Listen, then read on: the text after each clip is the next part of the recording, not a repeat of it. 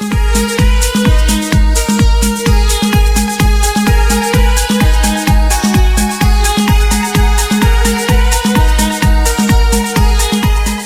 ូមស្វាគមន៍និងស្ដាប់តម្រុយឆ្នោតយួនប្រចាំថ្ងៃដើម្បីជាកម្លាំងចិត្តសូមពុកម៉ែបងប្អូនចុច like និងសញ្ញាជាម្នាក់មួយផងដើម្បីទទួលបានតម្រុយថ្មីប្រចាំថ្ងៃតម្រុយឆ្នោតយួននៅថ្ងៃនេះគឺថ្ងៃទី30ខែវិច្ឆិកាឆ្នាំ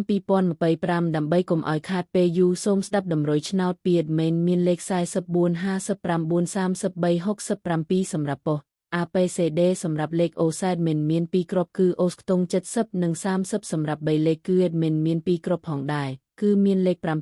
755 1 គុណ 158គុណបើសិនជាពុកម៉ែបងប្អូនស្រឡាញ់និងពេញចិត្តលេខទាំងនេះពុកម៉ែបងប្អូនអាចយកលេខទាំងនេះទៅផ្សងសំណាងបានជាចុងក្រោយសូមជូនពរពុកម៉ែបងប្អូនដែលយកលេខខាង admin ទៅផ្សងសំណាងហេងយើងទាំងអស់គ្នាជូនពរពុកម៉ែបងប្អូនជួបតែសំណាងនឹងសុខភាពល្អសូមជម្រាបលាជួបគ្នានៅថ្ងៃស្អែកបន្តទៀត